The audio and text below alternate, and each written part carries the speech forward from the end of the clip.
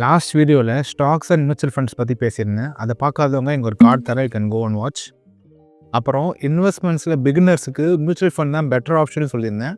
ஏன்னா அனாலிட்டிக்ஸ் ரொம்பவே கம்மியாக இருக்கும். ஸோ ஒரு ஃபண்டு சூஸ் பண்ணுறது ரொம்பவே ஈஸியாக இருக்கும், கொஞ்சம் ரிஸ்க் கம்மியாகவும் இருக்கும். மியூச்சுவல் ஃபண்ட்லையும் ஏகப்பட்ட வெரைட்டிஸ் இருக்குது, அதில் ஏகப்பட்ட ஃபண்ட்ஸும் இருக்குது. எது பேசிக்காக ஸ்டார்ட் பண்ண நல்லாயிருக்கும்னு சொல்கிறேன். வீடியோட எண்டில் ஒரு மியூச்சுவல் ஃபண்ட் எஸ்ஐபி ஸ்டார்ட் பண்ணுறது எப்படின்னு லைவாக ஒரு டெமோவும் காட்டுறேன். மியூச்சுவல் ஃபண்ட்னா கலெக்ஷன் ஆஃப் ஸ்டாக்ஸ்ன்னு எல்லாருக்கும் தெரியும். ஆனால் அந்த மியூச்சுவல் ஃபண்ட்ஸ்லேயே ஏகப்பட்ட வெரைட்டிஸ் இருக்குது, அதுக்குள்ளே ஏகப்பட்ட ஃபண்ட்ஸும் இருக்குது. காமனாக இந்த ஃபண்ட்ஸ்லாம் 3 டைப்ஸ் இருக்கும்: large cap, mid cap, small cap. Large கேப்னா டாப் 100 கம்பெனிஸ் ஒரு பிக் கம்பெனிஸ்லாம் லார்ஜ் கேப்னு சொல்லுவாங்க. மிட் கேப்லாம் ஒரு மீடியம் லெவல் கம்பெனிஸ். ஸ்மால் கேப்லாம் ஸ்மால் லெவல் கம்பெனிஸ். கம்பெனியோட சைஸு, ரிஸ்க்கு அண்ட் ரிட்டர்ன்ஸ், இது மூணுத்துக்கும் சம்மந்தம் இருக்குது. கம்பெனி எவ்வளோ பெரிய கம்பெனியாக இருக்கோ ரிஸ்க்கு கம்மியாக இருக்கும், ரிட்டர்ன்ஸும் ஆவரேஜாக தான் இருக்கும். இதுவே கம்பெனி ஸ்மாலாக இருந்துச்சுன்னா ரிஸ்க்கும் அதிகமாகவும் இருக்கும், ரிட்டர்ன்ஸும் அதிகமாக இருக்கும். ஏன்னா சின்ன கம்பெனி ஃபாஸ்ட்டாக வளரும் ஒரு பெரிய கம்பெனி ரேஞ்சுக்கு. அப்படி போகிறப்போ நம்ம அதை இன்வெஸ்ட் பண்ணியிருந்தால் நம்மளோட ரிட்டர்ன்ஸும் ரொம்ப அதிகமாக வளரும்.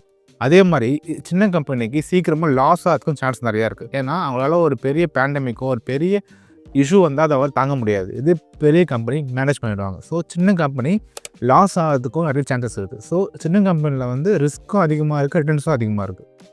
இப்படி நம்ம ஒன்றா இன்வெஸ்ட் பண்ணாமல் இதுக்கு தான் ஒரே ஃபண்ட் ஆப்ஷன் இருக்குது, ஃப்ளெக்ஸி கேப்னு. இந்த ஃப்ளெக்ஸி கேப்பில் large cap, mid cap, small gap எல்லாமே ஒரு மிக்ஸ்டாக இருக்கும். ஃபண்ட் மேனேஜர் ப்ராஃபிட் அண்ட் லாஸ்க்கு ஏற்ற மாதிரி உள்ள ஃபண்ட்ஸை அட்ஜஸ்ட் பண்ணிட்டே இருப்பாங்க. மியூச்சுவல் ஃபண்ட் இன்வெஸ்டிங் ஸ்டார்ட் பண்ணுறவங்களுக்கு ஃப்ளெக்ஸி கேப் ஒரு நல்ல ஆப்ஷனாகவே இருக்கும். ஃப்ளெக்ஸி கேப்லேயே ஏகப்பட்ட ஃபண்ட்ஸ் இருக்குது. ஸோ எந்த ஃப்ளெக்ஸி கேப் சூஸ் பண்ணணும், எப்படி சூஸ் பண்ணணும், என்னென்ன க்ரைட்டீரியாஸ்லாம் செக் பண்ணணும்னு பார்ப்போம். இது ஒரு ஃபண்டை சூஸ் பண்ணுறது எப்படின்னு ஒரு பேசிக் கிளியராக ஐடியா கொடுக்கும். ரொம்ப இன்டெப்த்லாம் ஏகப்பட்டது இருக்குது, நம்ம அதை அப்புறம் பார்க்கலாம். ஒரு ஃபண்டை சூஸ் பண்ணுறது எப்படின்னு கிளியராக ஐடியா கொடுக்குறேன்.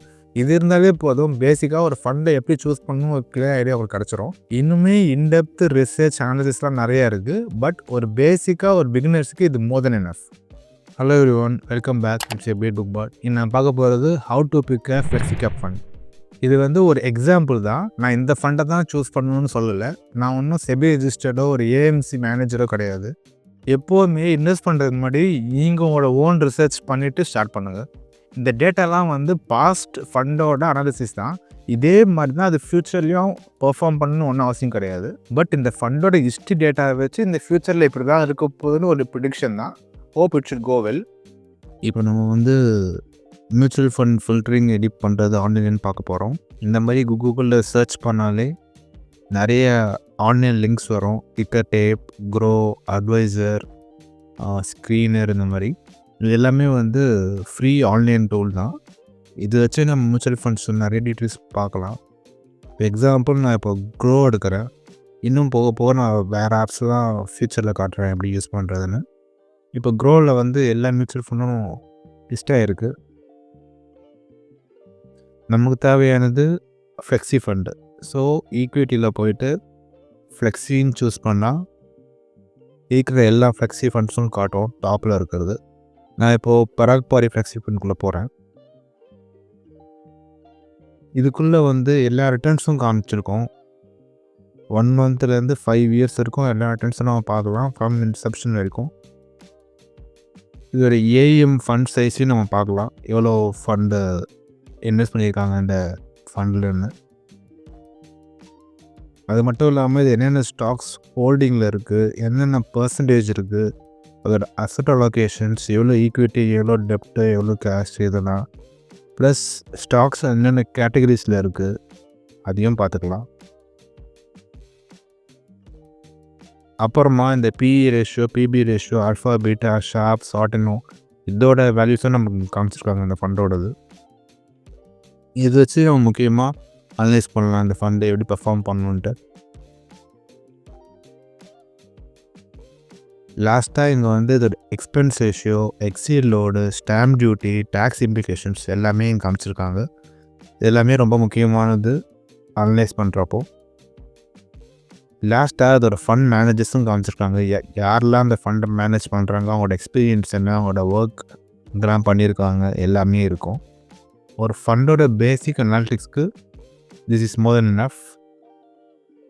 நான் ரேண்டமாக இப்போ வந்து ஒரு 4 ஃபண்டு எடுத்து வச்சுருக்கேன். ஒரு டாப் ஃபண்டுன்னு போட்டால் 4 வருது. ஸோ இதை எடுத்து வச்சுருக்கேன். நீங்கள் உங்கள் ஃபண்டு சூஸ் பண்ணுறதுக்கு முன்னாடி உங்களோட ஓன் அனாலிட்டிக்ஸ் பண்ணிவிட்டு, உங்கள் ஓன் ரிசர்ச் பண்ணிவிட்டு அப்புறமா எடுங்க. ஏன்னா எப்போதுமே ஒரு மணி இன்வால்வ் ஆகும்போது நீங்கள் பிளைண்டாக எதையுமே சூஸ் பண்ணக்கூடாது. உங்களுக்கு ஒரு நாலேஜும் ஒரு அண்டர்ஸ்டாண்டிங்கும் வந்த அப்புறமா, ஒரு கான்ஃபிடென்ட் வந்த அப்புறமா தான் நீங்கள் வந்து ஸ்டார்ட்டே பண்ணணும். அப்போ தான் அது வந்து போக போக உங்களுக்கு எப்படி அதை ஹேண்டில் பண்ணணும்னு தெரியும். இங்கே நான் 4 ஃபண்டை எடுத்திருக்கேன். பராக் பாரிகள், HDFC, JM, குவாண்ட் எல்லாமே வந்து ஃப்ளெக்ஸி கேப் தான். இதில் வந்து எல்லோவில் மார்க் பண்ணியிருக்கிறதுல அந்த ஃபண்ட்ஸோட ப்ளஸ் பாயிண்ட்ஸு, ரெட்டில் மார்க் பண்ணியிருக்கிறதுல அந்த ஃபண்ட்ஸோட மைனஸ் பாயிண்ட்ஸு. ஸோ இதெல்லாம் வந்து இந்த ஃபண்ட்ஸோட returns, inception 5 years, 3 years, 1 years. So இதெல்லாம் வந்து நல்ல ரிட்டர்ன் கொடுத்துருக்கு. இந்த ஃபஸ்ட்டு 2 ஃபண்ட்ஸ் வந்து HDFCயும் பராக் பாரிக்கும் நல்ல ரிட்டர்ன்ஸ் கொடுத்துருக்கு. மீதி 2ம் ஓரளவுக்கு ரீசெண்டாக கொடுத்துருக்கு. பட் லாஸ்ட் 1 இயர் நேட்டிவில் கொடுத்துருக்கு. ஏன்னா இந்த லாஸ்ட் 1 இயராக வந்து கொஞ்சம் மார்க்கெட்ஸ்லேயே பர்ஃபார்ம் பண்ணலை. இது ஓகே. இதை வச்சு நம்ம ஃபஸ்ட்டு 2 தான் இதில் வந்து பெட்டராக பர்ஃபார்ம் பண்ணியிருக்கு. ஸ்டார்ட் ரேட் எப்போதுமே ஒரு ஃபண்டு ஸ்டார்ட் பண்ணி எவ்வளோ வருஷம் ஆச்சுன்னு நான் பார்ப்பேன். மினிமம் 10 இயர்ஸ் இருந்தால் தான் அதை குட் ஃபண்டை நான் கன்சிடர் பண்ணிப்பேன். ஏன்னா அப்போ தான் அந்த ஃபண்டை பற்றி நம்ம ஃபுல்லாக அனலைஸ் பண்ண முடியும். அதை பர்ஃபார்மன்ஸ் எப்படின்னு செக் பண்ண முடியும். இந்த லாஸ்ட் ஃபண்ட் வந்து இன்னும் 10 இயர் ஆகலை. ஸோ இது என்னை பொறுத்த வரைக்கும் ஒரு ரெட் ஃப்ளாகில் தான் வச்சுருக்கேன். AUM இந்த ஃபண்டை எவ்வளோ இன்வெஸ்ட்மெண்ட் இருக்குது, எவ்வளோ ஃபண்ட் அலோகேஷன் இருக்குன்னு காமிக்கிறது. என்னை பொறுத்த வரைக்கும் ஒரு 10,000 மேலே இருந்தாலே ஒரு குட் ஃபண்டு தான். ஆனால் இந்த ரெண்டுலேயுமே வந்து 85,000 இருக்குது. இது வந்து 1 lakh crores இருக்குது. ஸோ அதுலேயே இந்த டாப் 2 தான் நல்லா பர்ஃபார்ம் பண்ணியிருக்கு. இந்த PE/PB ரேஷியோ வந்து இதெல்லாம் எப்படி முடிவு பண்ணுறாங்கன்னா, இப்போ இந்த ஃபண்டோட வேல்யூ எவ்வளோ இருக்குது, இந்த ஃபண்டு இந்த வேல்யூக்கு வந்து ஒர்த்தானதா அப்படின்னு செக் பண்ணுறது. இப்போ எக்ஸாம்பிள் வந்து இப்போது சில்வர் ETF இருக்குது. சில்வரோட ப்ரைஸோட சில்வர் ETF ப்ரைஸ் ரொம்ப அதிகமாக விற்றுட்டுருக்கு. ஏன்னா அதுக்கு அவ்வளோ டிமாண்ட் இருக்குது, நிறைய பையர்ஸ் இருக்காங்கன்னு சொல்லி அதை அதிகமாக விற்குது. அதோட எக்ஸாக்ட் வேல்யூவை விட அதோட ETF வேல்யூ ரொம்ப அதிகமாக இருக்குது. அந்த மாதிரி இருக்கிறதுல வந்து ஓவர் வேல்யூன்னு சொல்லுவாங்க. ஃபண்டாக இருக்கட்டும், ஸ்டாக்காக இருக்கட்டும், ETFஆக இருக்கட்டும், எதுவுமே ஓவர் வேல்யூட இருந்தால் அதை வாங்கக்கூடாது. ஏன்னா மார்க்கெட் கரெக்ஷன் அப்போ அது ரொம்பவே அடிவாகும் அண்ட் ரிட்டர்ன்ஸும் கொஞ்சம் கம்மியாகும். ஸோ அப்படி பார்க்கும்போது ஃபஸ்ட்டு 2 ஃபண்ட் நல்லா பர்ஃபார்ம் பண்ணியிருக்கு. ஏன்னா இதோட வேல்யூஸ் வந்து 15 to 25 தான் இருக்கணும். அப்போ தான் வந்து இது ஒரு குட் PE ரேஷியோன்னு சொல்லுவாங்க. இது ரெண்டுமே நல்லா இருக்குது. இது ரெண்டுமே கொஞ்சம் எக்ஸசிவாக இருக்குது அப்படின்னா கொஞ்சம் ஓவர் வேல்யூட் இருக்குன்னு அர்த்தம். அதே மாதிரி தான் PBயும். இந்த ஆல்ஃபா பீட்டா சார்ட்டினும் வந்து ஒரு ஃபண்டு வந்து மார்க்கெட் கரெக்ஷன் அப்போது மேலே கீழே எவ்வளோ வாலட்டிலாக இருக்குதுன்னு செக் பண்ணுறது. இப்போது ஒரு ஃபண்டு டக்குன்னு மார்க்கெட் லோ ஆச்சுன்னா அது ரொம்ப லோவில் போகக்கூடாது. ஒரு அளவுக்கு அட்ஜஸ்ட் ஆகி ஸ்டெபிளாக கீழே போகணும். அப்போ தான் வந்து அந்த ஃபண்டு ஒரு குட் ஃபண்டுன்னு சொல்லுவாங்க. ஸோ இந்த ஆல்ஃபா பீட்டா ஷார்ப் சார்ட்டினும் வந்து ஒரு மேலே போகும்போதும் ஸ்டெடியாக போகும், கீழே வரும்போது ஸ்டெடியாக வரும். ஸோ கொஞ்சம் ஸ்டேபிளான ஃபண்ட் சொல்லலாம். இதுலேயும் வந்து இந்த டாப் 2 தான் வந்து நல்லா பர்ஃபார்ம் பண்ணியிருக்கு. எக்ஸ்பென்ஸ் ரேஷியோனா அந்த ஃபண்டோட கமிஷன்ஸு, இது எவ்வளோ கமிஷன்ஸ் போகுதுன்னு செக் பண்ணுறது தான். அது எவ்வளோ லோவாக இருக்கோ அவ்வளோ பெட்டர். பட் இது எல்லாமே வந்து ஆல்மோஸ்ட் சிமிலராக தான் இருக்குது, ரொம்ப முன்ன பின்னே இல்லை. அண்ட் த ஃபைனல் திங் வந்து இந்த எக்ஸிட் லோடு வந்து இந்த பராக் பாரிக்கு என்ன கண்டிஷன்னா, அது வந்து 2 இயர்ஸ்க்கு வந்து 1% எக்ஸிட் லோட் பே பண்ண சொல்கிறாங்க.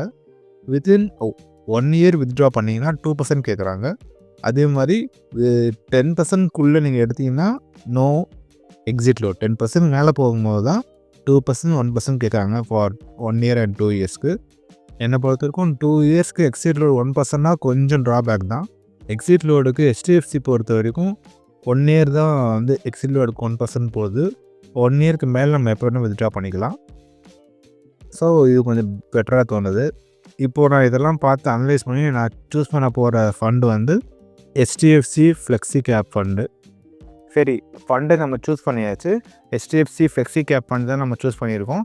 இந்த ஃபண்டில் எப்படி SIP ஸ்டார்ட் பண்ணுறதும் ஒரு டெமோ காட்டுறேன். இப்போ நம்ம HDFC மியூச்சுவல் ஃபண்ட் ஆப்குள்ளே போகிறோம். லாகின் பண்ணுறதுக்கு ஃபோன் நம்பர் அண்ட் OTP போட்டு லாகின் பண்ணிக்கலாம்.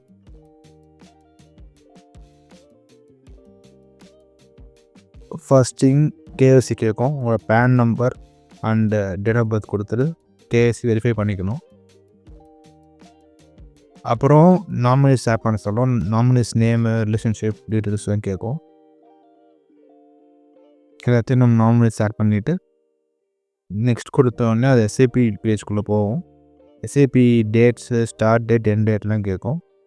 அதெல்லாம் நம்ம கான்ஃபிகர் பண்ணிடணும்.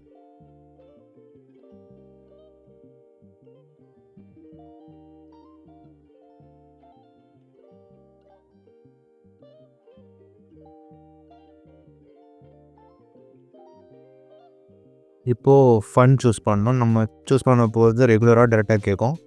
Don't choose regular fund, always go for direct fund to avoid extra commission.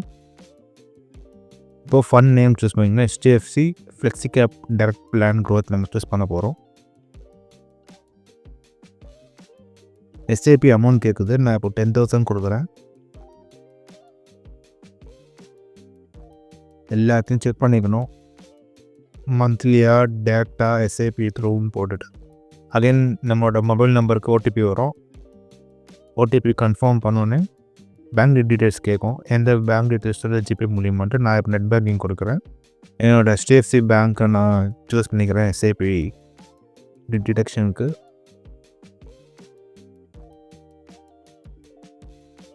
இப்போ நம்ம பேனை கொடுத்தோன்னா நம்ம நெட் பேங்கிங் பேஜ்குள்ளே போயிடும்.